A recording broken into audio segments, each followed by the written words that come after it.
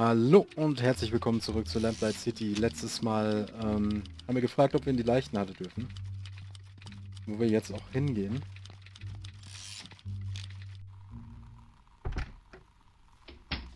Dr. Hübsch. Edwards' lab was always a fascinating place to learn about death. A bit less so now that I'm quite the expert. Oh, did I miss cleaning up some bit of that last corpse? Oh, Fordham, what brings you down here? Hello, Edwards. I was wondering if I could pick your brain. Yes, of course. There's one in a jar over there, and I may have another one around here somewhere. That coroner humor never gets old, does it? Anyway, let me know what you want to discuss. This fellow's not going anywhere.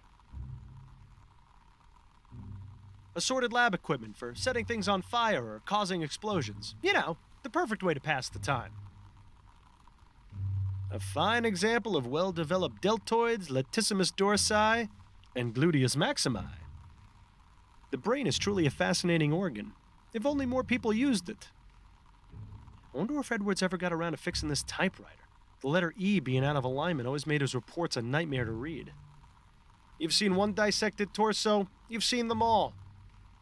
It sure is a lot of rubbish crammed inside our upper bodies, isn't there? It's important to keep your hands clean when dealing with dead bodies. After all, you never know where they've been.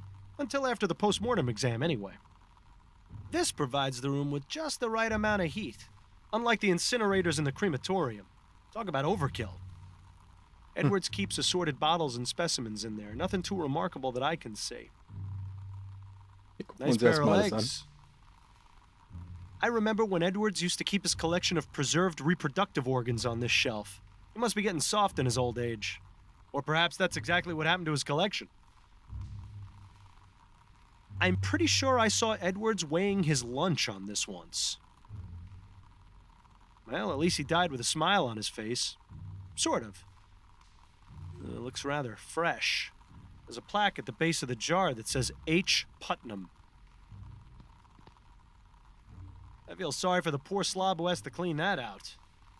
Seems to be empty for now. That's most definitely a good thing.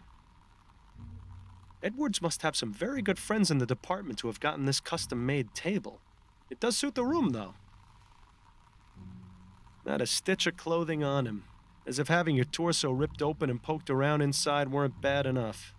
There truly is no dignity in death.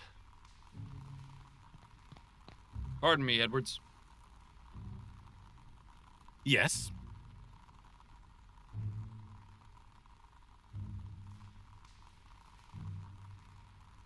You didn't examine Bill after he died, did you?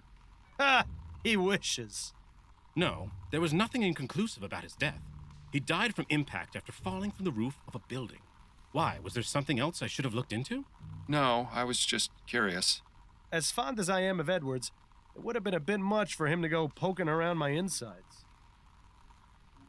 So, Snelling got promoted to chief, did he? Yes, not too long after you left. Personally, I think he took advantage of your situation to change things around here. Was it really that much of a shock? Bill and I weren't exactly the most well-liked detectives on the force. But you were respected. You two solved over 350 cases in 15 years. You were an institution. Damn right we were. It's so easy for people to resent their more successful peers. Ah, Edwards. Nice to know someone missed us. Keeping busy down here, Edwards? Oh, you know me. I've always got my hands in someone. Edwards always did have a way with words. This postmortem was just a formality, really. The victim died of a gunshot wound to the head.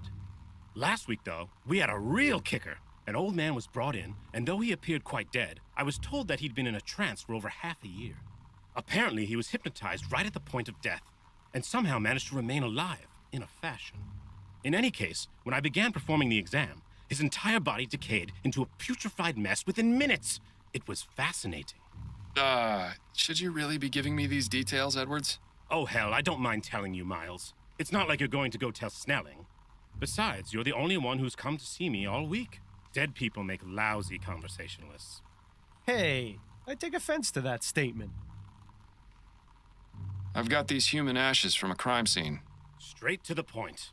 I knew I liked you for a reason, Fordham. Who do they belong to? Desiree Lathan. She was a Gascon Grand Dame.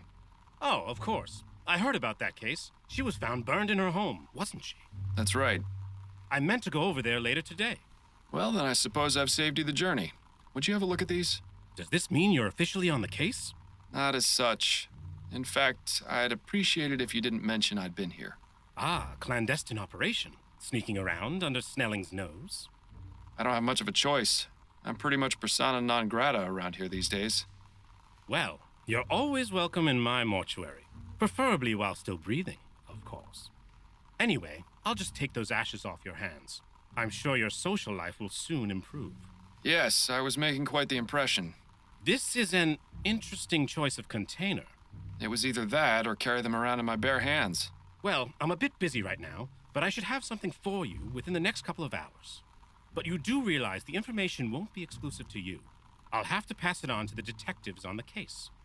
Naturally. That just gives me more of an incentive to work quickly. I found this piece of burned cloth at the crime scene. Could you take a look at it for me? This is from the Lathan case? It is, yes. What do you need me to look at exactly? It appears to have some oily residue on it. Interesting.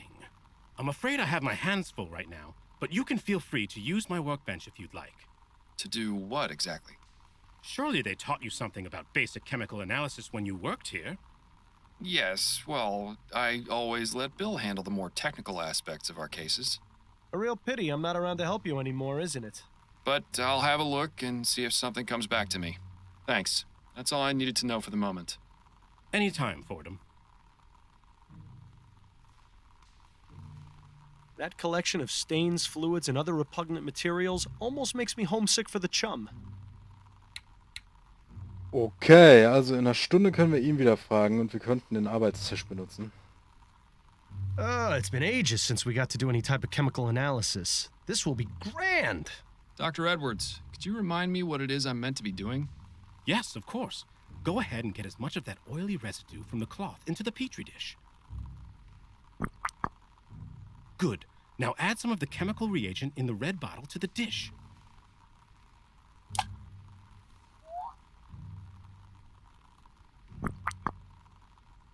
Aha! The oil turned orange. Yes! The reagent has caused a chemical reaction and changed the oil's color. Isn't science fun? Quite. But how does this help me? I have some samples of the most common types of flammable oils on the shelf. Go ahead and add them to the test tubes. Good. Now simply check each one with the reagent to see if you can find a match. And if I don't find one? Then I suggest going out and looking for more oil samples. Miles, the petri dish is empty. No point adding the...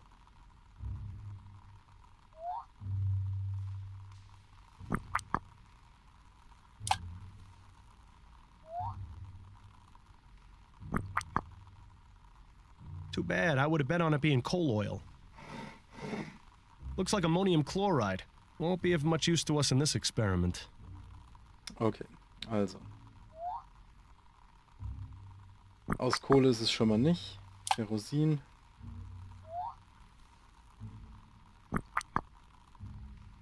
So Auch much for nicht. kerosene being the culprit.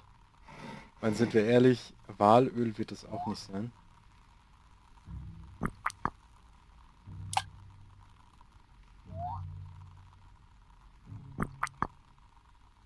Well, oil be damned. Looks like that's not a match. Oh, you love it. An empty petri dish isn't going to be of much use to our experiment. Ja, wir haben leider nichts mehr. Können wir mischen?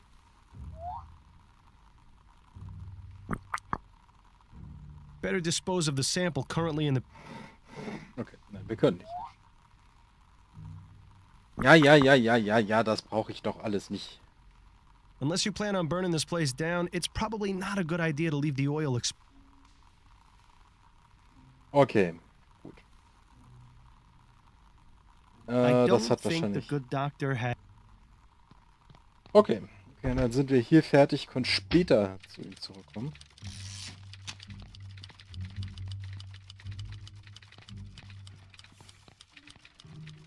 Jetzt, wo ich auch wieder deutlich besser rieche, hoffe ich.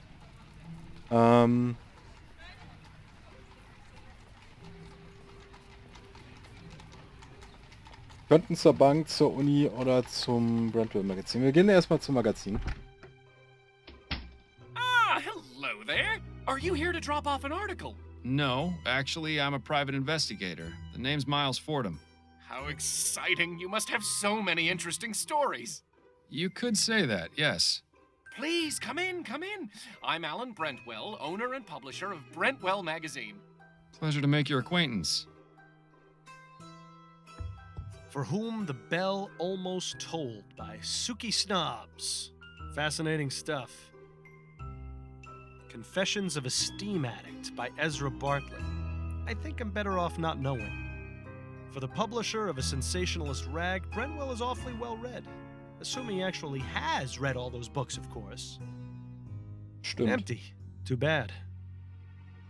Brentwell has a front row seat to all the horrible things he might want to write about in his magazine. I can only begin to imagine how many lurid and salacious articles are kept in those cabinets.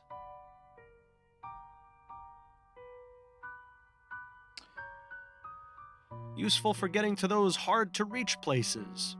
In my case, that's everywhere. Reden wir mit ihm.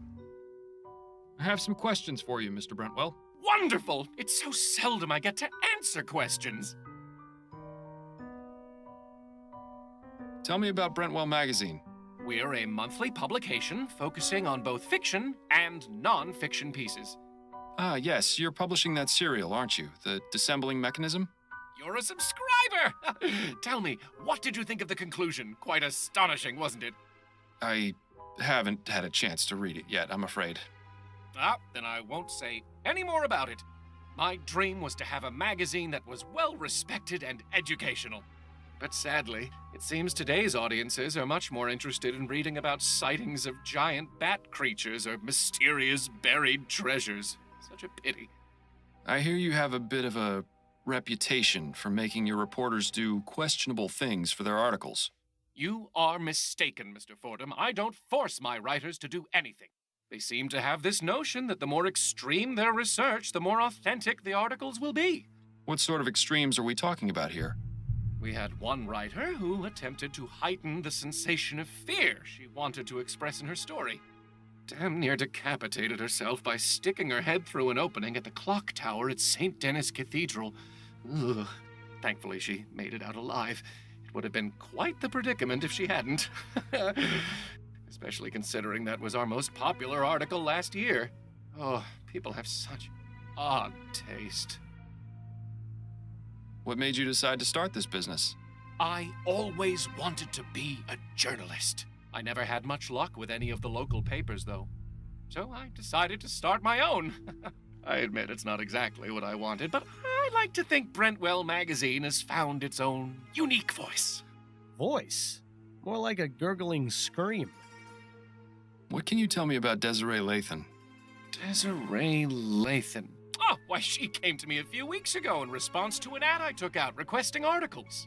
She told me she had an idea readers would love. We agreed on 10 crowns per paragraph, and she was on her way. Come to think of it, I haven't heard from her in a few days. Were you aware that Miss Lathan is dead? What? No, I had no idea. What happened? I'm not exactly sure. She seems to have burned to death under mysterious circumstances. Mysterious circumstances? Most of her body was burnt to ash, but there's very little fire damage around her. It's as though she herself just caught fire. Oh, that sounds positively ghastly. Oh dear. Is something wrong? I just remembered. The article she was writing. Dear God. I hope she didn't go too far with her research. What exactly was Desiree's article about? I'm not entirely sure. She merely came to me with the proposal. She didn't tell you what that idea was? She did, but I wasn't sure what to make of it. Please, Mr. Brentwell, stop stalling and tell me what she was writing about. It was about spontaneous human combustion. What do you know about spontaneous human combustion? That's the thing. I don't know very much at all. It sounded interesting enough. That's why I accepted Miss Lathan's proposal to write the article about it. But what do you know about it? Only that it's a mysterious phenomenon in which a person catches fire spontaneously and burns to death. It sounds exactly as you described Miss Lathan's condition. Do you know what Miss Lathan's research on the subject involved? Only the one contact I gave her. a Miss Angela Maxwell at the Spectre Society in Gascon. Die kennen wir ja und wir haben das Buch sogar gelesen. The Spectre Society, huh? I shouldn't be surprised to hear that name again. Are you a member? Actually, I am. Then I suggest you do some research there. There's bound to be something relevant in that curious library of theirs. Thank you. Perhaps I will. Habe ich sogar schon mal nachgelesen. Thanks for your time, Mr. Brentwell. The pleasure is all mine. Aber dann weiß ich ja, was ich demnächst zu tun habe. Ich bedanke mich erstmal recht herzlich fürs Zusehen und wir sehen uns beim nächsten Mal. Ciao, ciao!